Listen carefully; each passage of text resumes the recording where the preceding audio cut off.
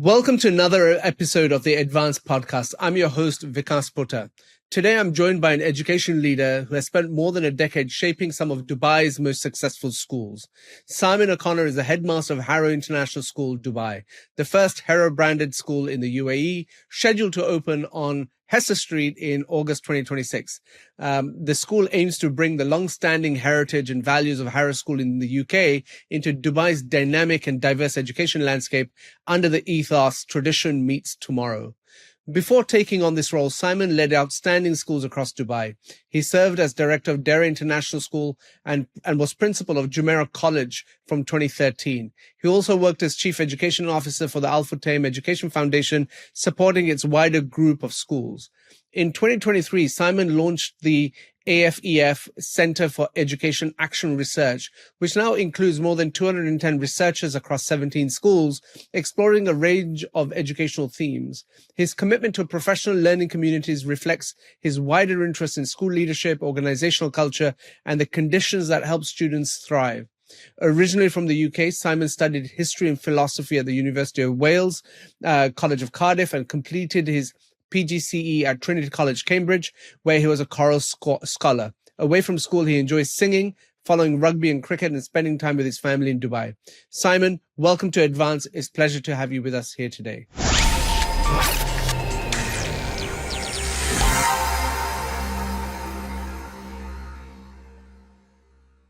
Simon, thank you so much for joining this EdVance podcast, where we focus on high performance.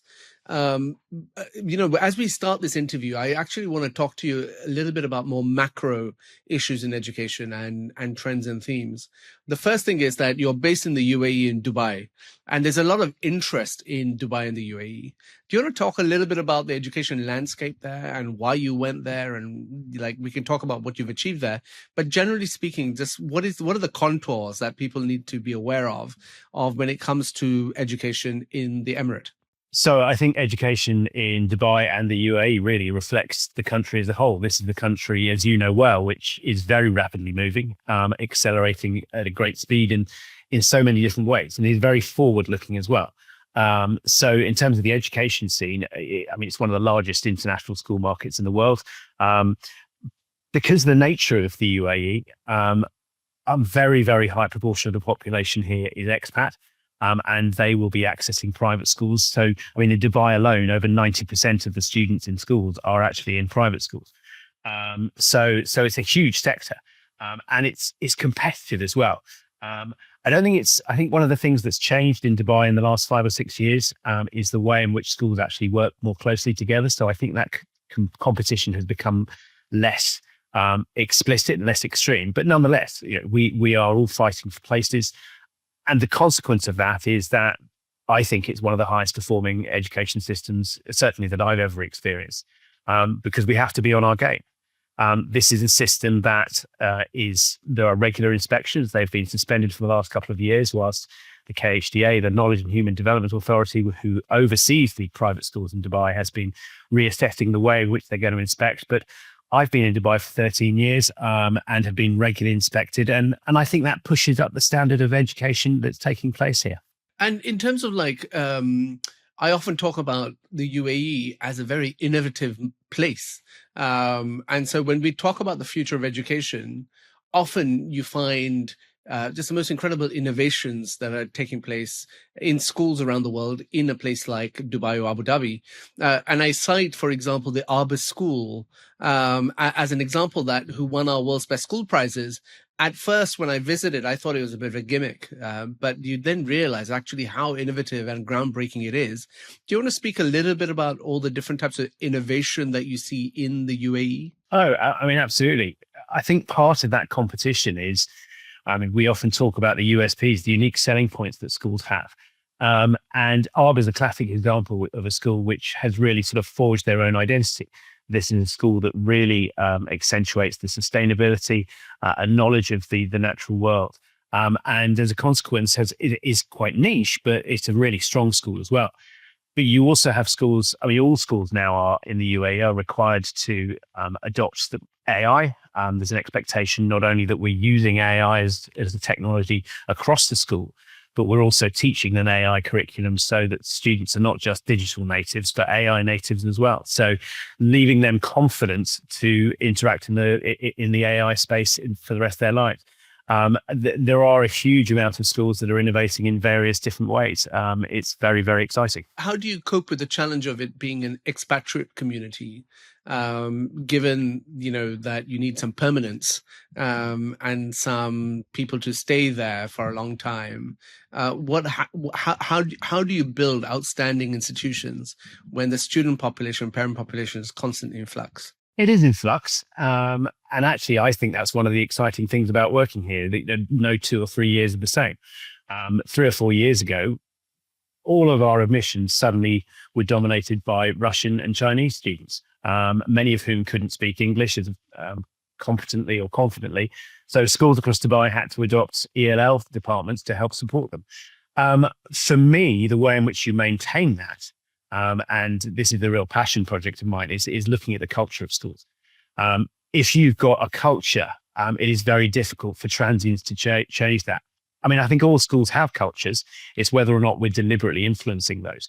And that keeping an eye on that culture, understanding your culture, constantly checking your culture is a real way in which you can ensure their permanence. I mean, we both know that the sign of a good leader and good leaders in any institution is if they're taken out, then the institution is maintained. So yeah, it's really focusing on that culture for me would be the answer.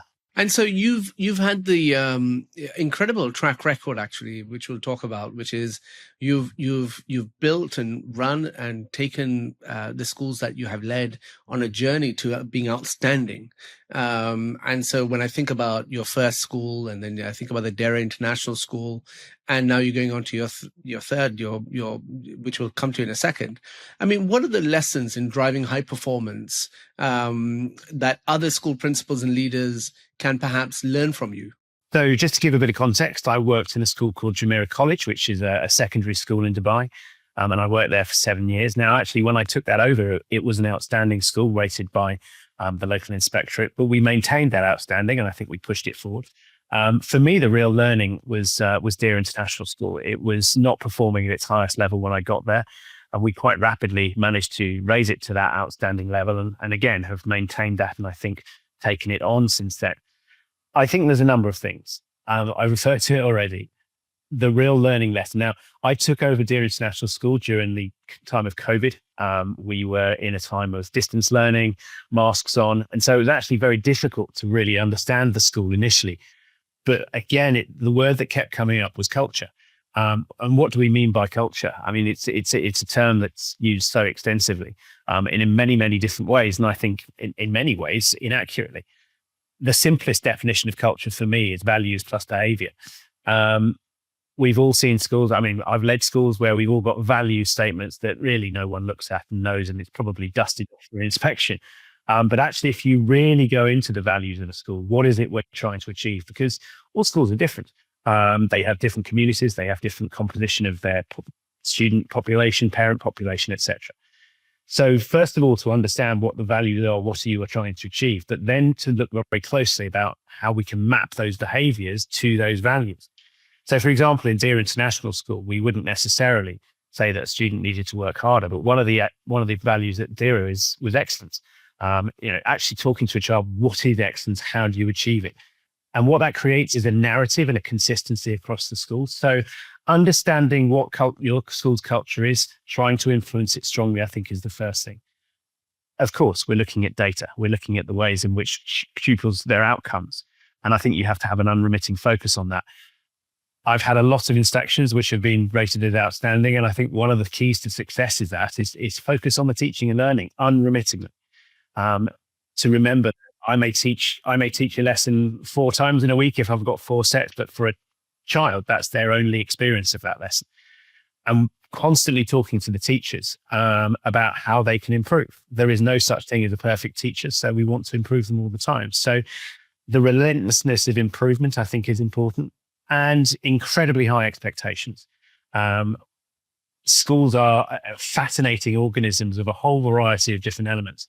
And you can't have teaching and learning, which is excellence, but behavior, which is not, for example. Or even HR systems and the background systems, which are working in a way which is less than exceptional. So it's making sure all parts of the organization is working at a really high standard. It sounds quite straightforward. It's a lot of hard work, but I think those are the key elements personally. And, we should also focus on the kids a little bit. So what I mean by that is like, when we have this vexed subject and, I've been to many conferences and hosted many conferences. I've received many presentations on a weekly basis nowadays on the future of education. If I ask you in terms of like, how do we prepare young people for a future or the future? How do you answer that question as a school principal? Well, we're divided in the sense that we often have to deliver curriculum that is constructed elsewhere. So, for example, I've taught in British curriculum schools, delivering GCSEs and A levels, most recently IB. So we are confined by those curriculum, but I think we need to constantly ask that question. It's funny you should say that about conferences, because it was actually at a conference where a pupil panel, a member of that panel actually said, the problem we have is that your generation, as in you and I, are teaching students that there are so many problems in the world to solve, but you're not equipping us with those solutions. So we do need to look at that constantly. And there's a variety of things that we can look at, but issues such as AI that I've mentioned, sustainability, we have to weave those into our curriculum if pupils are going to be in a position to actually solve these problems. So I think that is a responsibility of the school to make sure that we're developing that. I also think, there are elements which transcend all education. So the development of leadership, for example, and understanding of collegiality and how you work with others, collaboration is really, really important. Understanding your place in the world. Now, that's actually a lot easier in Dubai. I mean, most schools here have well over 75, if not close to 100 different nationalities. We have to, as schools, ensure that those people from very disparate parts of the world are able to work together. So the sort of the prized asset of developing global citizens, I think it's difficult to do anything other than here in the sort of melting pot communities that we have in Dubai. But I do think these considerations are really important and help to equip pupils for the future. I do think the comment about we're training people for jobs that we don't know what they will exist. I mean, I think to a degree that's always been the case, but I think it's accelerating. And so those skills that will transcend all elements of it are important as well. There are some great things in terms of sort of learner profiles that we can help to develop that, helping pupils actually understand what we mean by rigor, what we mean by integrity. That will keep them, that will equip them for the rest of their lives irrespective. Simon, you very recently were announced as the new headmaster of Harrow School in Dubai, an executive headmaster for both Harrow schools in the UAE. Harrow being such a storied institution, actually, and not too far from where I live, actually. Being headmaster of Harrow must carry a huge amount of responsibility on your shoulders as a brand.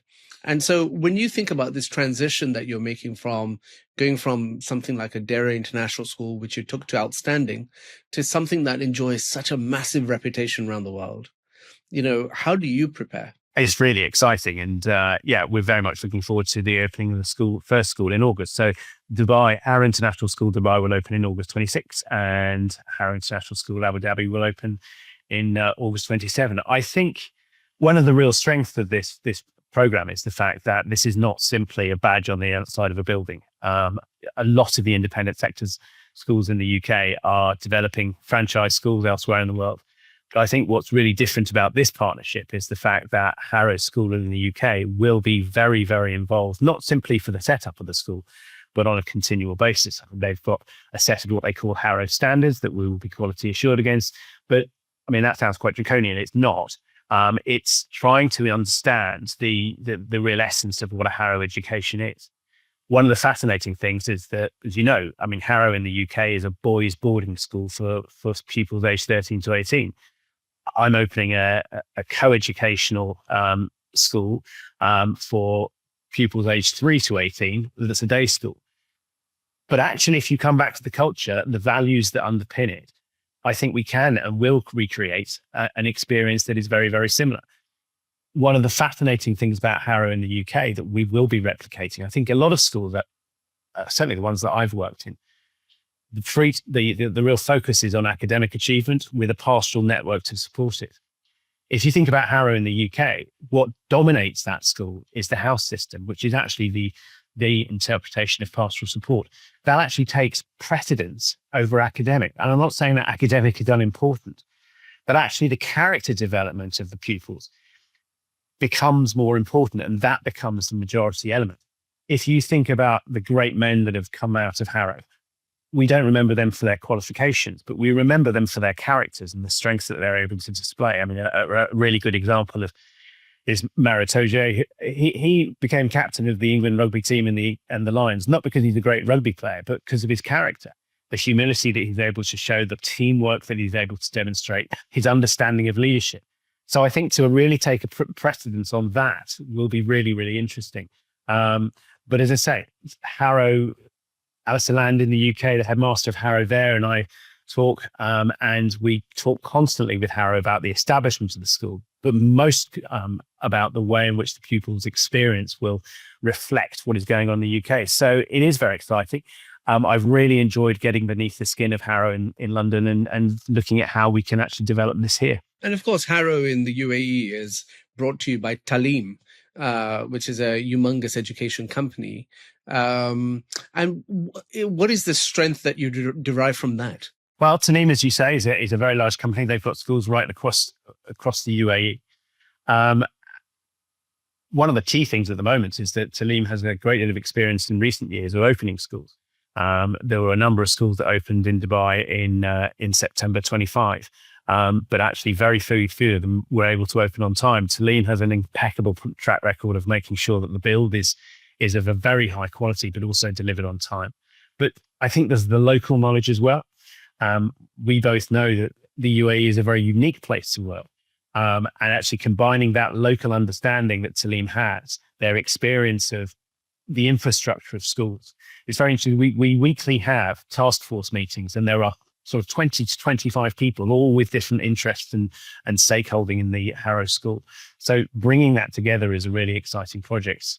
So for me, it's the combination of the 450 years plus of Harrow's educational experience in the UK, combined with the local expertise of school development of Taaleem, is a really exciting combination to be part of. So when one thinks of Dubai, you often think about bling.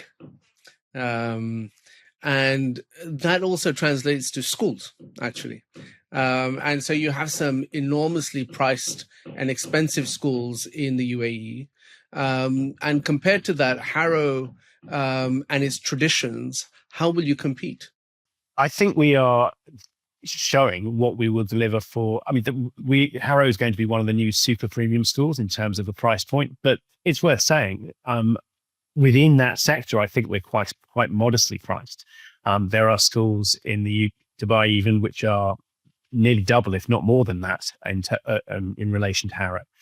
We will compete very honestly with what we are going to be presenting and the experience for pupils. The bling is often, I think schools can begin to be a bit of a space race. You've got 2 swimming pools, we've got 3. And I'm often reminded of a comment that a parent once gave to me when asked in a conference, how important are facilities? And she very honestly responded, well, there's no point being in a Ferrari if it's going in the wrong direction. I think parents actually value the integrity of an education, the honesty that we have. We are very clear about the curriculum that we're offering. We're very clear about, for example, the way in which we will be using technology, but actually that these are servants to the pupils, and it's the pupil experience that is the dominating factor. I'm less interested in bling, in robot dogs and things like that, and actually more interested in the experience the pupils have. Now, I'm not suggesting that that's for everyone, but we are, I think, very candidly and very explicitly outlining the education that we'll be delivering. And if parents want to take part in that, then they are obviously very welcome. And we've had a lot of interest, so that's great news. So the success of any school, I was just telling someone yesterday when they were asking for my advice, is really simple. Find the best school principal you can, but find the best leadership team you can, and empower them to do what they do. And in terms of there's no shortage I bet, of CVs that come your way, as a school principal, whether it was Dara, whether it was Jumeirah College, or whether it's now Harrow. What do you look for in your workforce that differentiates your school with everyone else? Whether it's different to anyone else, I'm not quite sure. What we focus in on is what we do. I repeat, I don't think schools can compete just because they are all different. What we're looking for is really a reiteration of what I've said already. I want staff that have academic excellence. That's a given, and a track record where they can demonstrate that. But I think more important is being tuned to the values. We are recruiting and will continue to recruit, really exploring those values. Do staff understand those values, how they can express, how they can model those values? Because I can teach a teacher about a new pedagogy, I can help them to understand an assessment regime. But if they don't really share in those values, if they don't understand the school day that we're going to construct and why we're doing it, that becomes a lot harder. Harrow is going to be a very different environment and a different experience for teachers. It's going to be a longer day. It's going to have opportunities for prep and opportunities for co-curricular provision, supercurricular provision, and it will be harder work. Now, we're going to reflect that in the remuneration, but it will be different. And I want staff that understand and value what we're doing and appreciate the difference and want to be part of it. For sure. And, what people won't know, and I just want to make sure that they understand, is when we were coming up with Best School to Work as a program, Simon was one of the very first that we spoke to, and who was very encouraging around this whole subject of culture being a lever for high performance. On that note, one of the things that we're looking for, Simon, in this podcast is your top 3 lessons for high performance. And so I know that we've had many discussions on this, but I was hoping that you could articulate 3 such lessons that people could walk away with after listening to this podcast. Well, I'm going to come back to culture. I think in a lot of schools, culture is presumed and not really understood. Certainly that was my experience before I came to DERA. So that prompts the question, well, how do you know about your culture? And you've got to ask that question. I'm very, very proud of a huge range of things that was achieved at DERA International School. But one of them, one of the ones right at the top, is the fact that we managed to achieve the platinum status in the Best School to Work survey, which, to be candid, is not easy. To get it once was great. To keep it was difficult. And so that took real engagement with the community, asking the question about the culture. What culture did they want? I think you also need to understand that, people my age are of a different generation to many of the teachers, many of the parents. We're looking at millennials, Gen Zs, etc. So we need to understand the people we're working with. So understanding the culture is the first thing. The second thing is keeping it simple, focusing on the student experience. I've often said, I think a lot of people make a mistake that they believe if they're successful, then they'll be happy. Part of that culture is about well-being and ensuring. I think it's the other way around. I think if people are happy, they're more likely to be successful. So really focusing on that wellbeing issue. I'm very lucky that the UAE has had that focus, and it's now part of the inspection regime on wellbeing. And we are very carefully quality assured on wellbeing of all parts of our community. DERA International School not only got an outstanding judgment overall, but it was one of very few schools that got outstanding for wellbeing. I don't think they're separate. I think the outstanding results that we get is because we focus on wellbeing. And ensuring that the community is safe and properly looked after. The third thing, I take this quote from, I think it's Richard Branson, who said, hire the best people and then get out the way. I have always viewed leadership as a responsibility. I'm a great fan of Simon Sinek, whether it's Start With Why book, this concept of the infinite game, this concept that actually it's about empowering others, making sure they understand what they need to do. And then the role of leadership is essentially to ask the question, how can we help? And I think if you have that mindset, it all comes together.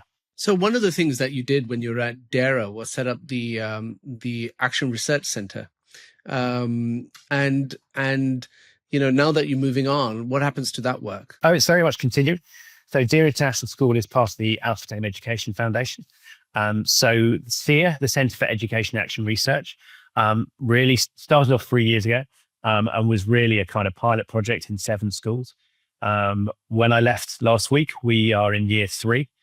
We've got now well over 100 projects that have been submitted and are all freely available on the SEER website, because I think teachers are very reflective practitioners. They constantly refine what they do. But as a profession, we're absolutely dreadful at telling other people those reflections. We don't need all to learn the same lesson ourselves. We can learn from others. So SEER this year has over 200 researchers taking part. Really excitingly, we have approximately 30 sixth form students that are taking part in education action research. So not only are they adding the pupil voice to this research, but it also means individually that they will leave the school. But even prior to that, they'll be able to, with their university application forms, submit a published academic research project to support their applications. So it's a really exciting project. It's been very much my baby for the last sort of 3 years, and I'm excited to see how it continues to develop, as I'm absolutely sure it will. But Harrow will be as much a institution of ongoing research as the other schools as well. Give us some examples of some projects that were taking place through that. Oh gosh, I mean, I could give you loads. I mean, there's so many. There's inevitably ones that are very time relevant. So the development of AI, and what's really exciting is that when we've got the schools together and the researchers together, we don't sit them in schools, we sit them in teams. So you've got a table of people that are individually working on AI, and they're bringing all their understanding together. We've had a lot of people looking at the development of coaching.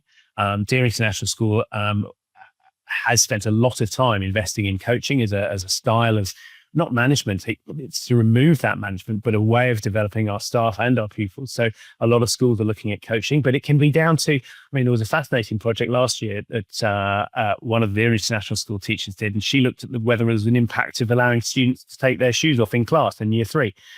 Whether that had a Wellbeing implement. But again, ELL, the way in which we're developing reading and literacy, the development of Arabic language in the UAE, I would highly recommend the listeners and viewers of this to have a look at the SEER website, because it's a fascinating set of projects and really does cover everything that you can think of. Simon, your career started off in England. Yep. And you've made a very successful jump to go to the UAE. There's a lot of interest in international mobility nowadays of teachers and leaders. Can you talk everyone through in terms of what are the steps you took in arriving at a decision that you think could be useful for them? And then talk about, well, what would make it a successful experience? So I moved in 2013, just to give a bit of context. I've been working in Kent for the previous 20 years and was very happy. It certainly wasn't the case that I was sort of running away, but an opportunity came up to come and work in Dubai. And I think the first thing to remember is that this isn't just a move for you. For some people it is, but I mean, I came out here with my wife and my children. So it's a big move. And one of the things you need to remember is that when you are moving, we had 2 young daughters at the time, you are moving away from your support networks. You won't have families and friends and around you because you're moving away from them. So it's not a decision that should be taken lightly. And sadly, over the time that I've been here, I have seen some people that haven't really thought it through properly. But it is such an exciting challenge. So consider it carefully. I think do your research on the schools. I've said that there are, I think there's over 800 international schools in the UAE. With the greatest respect, some are not quite as good as others, and not quite as enjoyable. And it's about being a square peg in a square hole, making sure it's the right school for you. So do your research properly. Be aware of the fact that it's hard. It's hard to get jobs out here. We're aware of the teacher crisis, and we're certainly feeling some of that here. But we still get hundreds of applications for each post. So it is a case of really planning carefully the way in which you're going to apply for jobs, and just seize the opportunity because it's so exciting. There's a very hackneyed phrase about people in Dubai, and I've used it myself. I came out here for 2 years, 13 years ago. There's a reason that so many stay. It's a really exciting. It's challenging. It is hard work, but I think teaching is in every context. Do your research and make sure you know what you're coming out to. But the other thing is, expat teachers by definition are nomadic, and it's not simply Dubai. There are opportunities right the way around the world, and a really strong background in international education is a passport to a career right the way across the world should you wish. Simon, we wish you nothing but the very best in your new role as headmaster of Harrow in Dubai and executive principal of both Harrow schools. You've been a humongous friend and supporter and someone that we count on for advice all the time. I'm really pleased that you could find the time to be on this podcast, and I'm sure there's a lot of learning. And I'm sure we will revisit this interview in time to come and have you on again to talk about your experiences of building a school of such incredible brand in a place like the UAE. Thank you. I'm very much looking forward to showing you around the campus when it's built. Take care, buddy. Thanks, Vikas. Speak to you soon. Simon, thank you so much for sharing your leadership lessons with us. Before we close, you highlighted 3 principles that guide your work. Firstly, to create an explicit and consistent culture where values and behaviors are clearly identified. When everyone understands what the school stands for, the community moves in the same direction. Secondly, you said high expectations are crucial. When standards are set thoughtfully and held firmly, students and teachers alike rise to meet them. And third, relentlessness in pursuit of aims. Progress comes from staying committed to the goals that matter and returning to them again and again. These ideas speak directly to the daily work of leading schools and supporting student growth.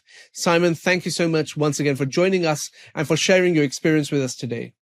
If you enjoyed this episode, please follow the podcast on your preferred platform, download it, and share it with a colleague or friend. And join us for the next one. Goodbye.